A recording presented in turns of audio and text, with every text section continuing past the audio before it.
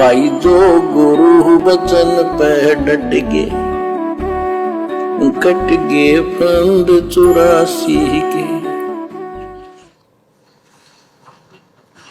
बच्चों, परमपिता परमात्मा कबीर जी की असीम कृपा से आज आपको कबीर परमेश्वर की, परमपिता परमात्मा सक्षम भगवान समर्थ परमात्मा की शरण प्राप्त हुई है। गुरुदेव कह रहे हैं बच्चों, आपको परमपिता परमेश्वर समर्थ कबीर भगवान की दया से परमपिता परमात्मा कबीर जी की शरण प्राप्त हुई है। तो आज हम पे दया किसने की है? ये सत्संग सुनाकर हमारे ऊपर दया किसने की? ये ज्ञान समझाकर हमारे ऊपर ये विशेष दया किसने की? गुरुदेव ने। और उसके बाद जब हमें ज्ञान समझ में आया तो हमने शरण किसकी ग्रहण की? अपने गुरु जी की। तो दोनों स्थिति में हमारे गुरुदेव ही हैं, यानी जिनकी दया से हमें शरण प्राप्त हुई है वो भी हमारा गुरु है, और जिसने दया करी है वो भी हमारा गुरु ही है। यानी कबीर जी की दया से हमें सत्संग सुनने को मिला, और कबीर जी यानी गुरु जी की हमें शरण प्राप्त हुई है। तो हमारे गुरुदेव ही सब कुछ हैं। इस सत भक्ति में कबीर परमात्मा खुद ही गुरु बन के आता है, खुद ही हमारे ऊपर दया करता है, मेहर करता है, हमें सद्बुद्धि देता है, हम ये ज्ञान समझ पाते हैं। इनके विशेष आशीर्वाद के बिना हम इनके सत्संग भी नहीं समझ सकते। दुनिया भर के लोग इनके सत्संग सुनते हैं, लेकिन मुट्ठी भर लोग आज इनकी शरण में नहीं हैं। तो जिस पर ये परमात्मा दया करता है, जिसका ज्ञान योग खोलता है, उसी को इनके प्रवचन समझ में आते हैं। सब सुमरे अपने अनुमाना तो गति लखी न जाए, कहे कबीर कृपया कर जिस पर ज्यों की त्यों समझाए। ये गुरुदेव भगवान अपनी जिस आत्मा पर दया करता है वही इनके प्रवचनों को समझ सकता है। और ये जिन आत्माओं को चाहेंगे उन्हीं आत्माओं को अपनी शरण में लेंगे।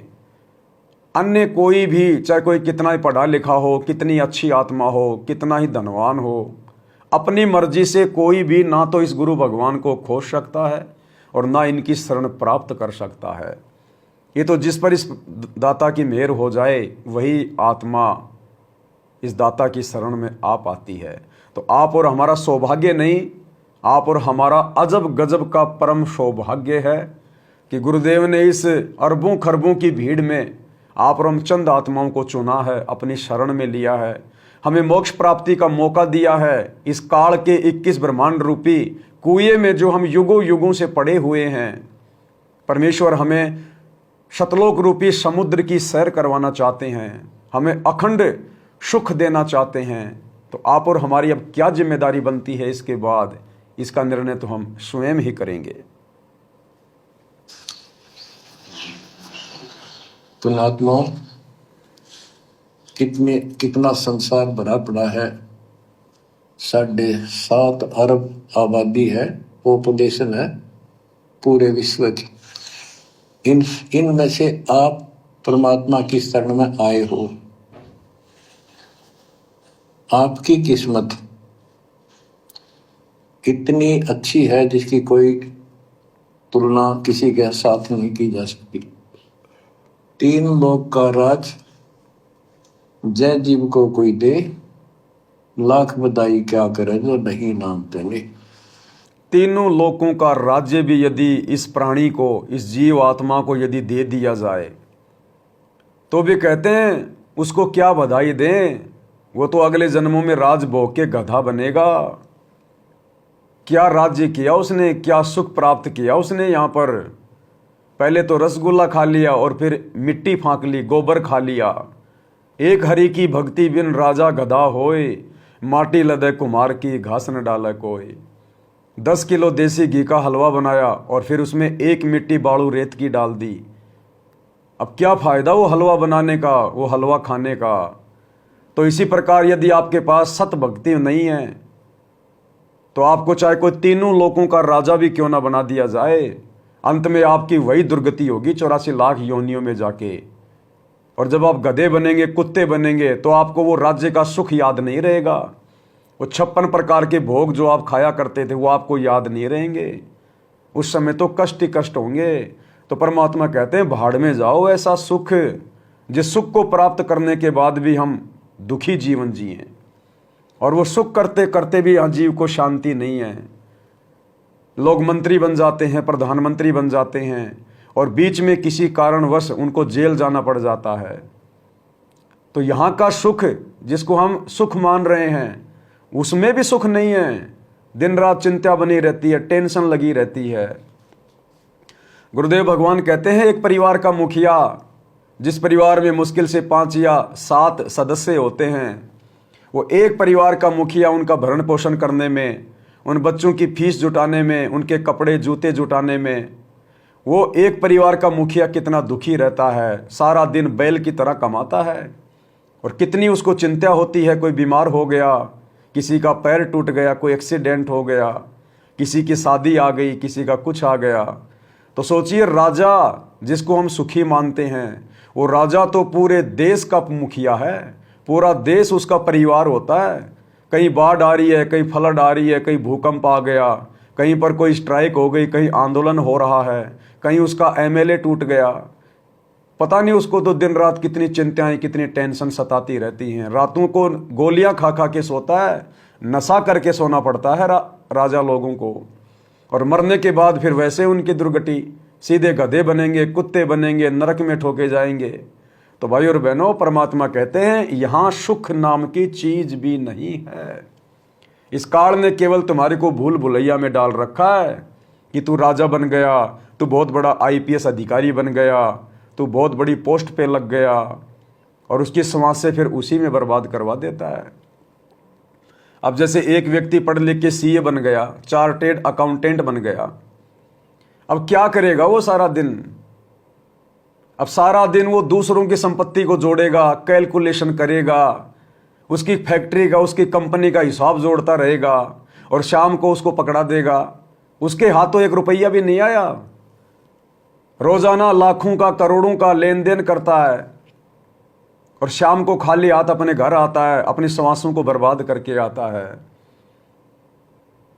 तो जो भाई बहन सीए या अकाउंटेंट हैं, चलो उन्होंने तो जैसे भी अपनी पढ़ाई करी, अपना काम धंधा वो कर रहे हैं, लेकिन आगे हमने अपने बच्चों को सीए नहीं बनाना, अकाउंटेंट नहीं बनाना, हमने अपने बच्चों को बैंक में नौकरी में नहीं लगाना। अगर हम काम धंधा करें तो कोशिश करें हम केवल वही काम धंधा करें जिसमें केवल हमारे शरीर का प्रयोग हो, जिसमें हमारी बुद्धि का प्रयोग हो। वो काम हम ना करें, हम बचें उस काम को करने से, क्योंकि इस बुद्धि से, इन श्वासों से तो हमने भगवान का नाम जपना है, और शरीर से हमने काम करना है। हम अपने खेत में काम कर लेंगे, हम मजदूरी कर लेंगे, वो मजदूरी, वो खेत में काम हम अपने शरीर से करेंगे, और अपनी श्वासों से भगवान का नाम जपेंगे। अब आप जी बैंक में बैठे हैं, लंबी लाइन लग रही है, आपका शरीर भी काम कर रहा है, और आपका दिमाग 1 सेकंड भी खाली नहीं रह सकता उस काम में। उसका लेना, उसका देना, उसके 500 निकाले, उसके 1000 दिए, उसका खाता नंबर लिखना, उसका फार्म भरना। हम भक्ति क्या खाक करेंगे फिर? हमारे श्वासें तो उस फालतू के लेन देन में बर्बाद हो रही है। वो सीए, वो चार्टेड अकाउंटेंट 24 घंटे गुणा बाकी करता रहेगा, कैलकुलेटर हाथ में लेके जोड़ गुणा बाकी करता रहेगा, उसकी जीएसटी निकालता रहेगा, सारा दिन, पूरा दिन उसकी श्वासें बर्बाद होती रहेंगी। तो भाई और बहनों, यदि हम काम भी करें तो मालिक के ज्ञान को आधार बनाकर करें। यदि हम अपने बच्चों को पढ़ाएं, शिक्षा दिलाएं, तो उसी हिसाब से दिलाएं जिससे हमारे बच्चे का जो मानसिक बोझ है वो बिल्कुल ना हो, उसकी श्वासें बर्बाद ना हो, केवल शरीर से वो काम करे। जैसे आपने कोई सिलाई का काम कर लिया, अपने हाथ पैरों से काम कर रहे हो, मुख से भगवान का नाम जप रहे हो, परमात्मा जी का आप सत्संग सुन रहे हो, यानी आपकी ऊपर की खोपड़ी बिल्कुल फ्री है, केवल आपका शरीर काम कर रहा है, बाकी आप अपनी भक्ति कर रहे हो। तो हम काम धंधा भी करें तो परमात्मा के आशीर्वाद से इस प्रकार का करें जिससे हमारे श्वासें बचें। मानसिक टेंशन वाला, मानसिक मेहनत वाला काम हम बिल्कुल ना करें, बचें, कहने का मतलब है, क्योंकि हमने इस परमेश्वर की भक्ति को प्रथम महत्व देना है। ये मनुष्य शरीर हमें परमात्मा की भक्ति करने के लिए मिला है। अरे बाकी योनियों में तो हम खूब मेहनत करते हैं, गधे बन के, बैल बन के, ऊंट बन के, दिन रात हम लोग मेहनत ही तो करते हैं। इस मनुष्य जन्म में यदि हम सतगुरु की शरण में आ जाएंगे, थोड़ा सा भी अगर बुद्धि विवेक का इस्तेमाल करेंगे, तो परमात्मा हमें सद्बुद्धि भी देगा, और परमात्मा हमारे साथ में भी रहेगा, और हमारे श्वासों का सदुपयोग भी कर भाई जो गुरु बचन पे डट के